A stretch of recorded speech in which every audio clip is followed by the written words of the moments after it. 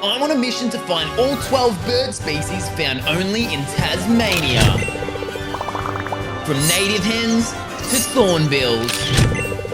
We had found 10 species, including the rare 40-spotted pardalote. 40 pardalote. Hold this.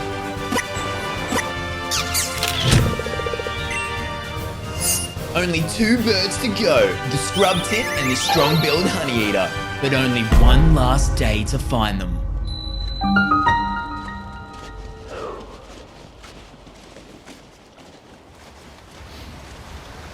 We searched across the island.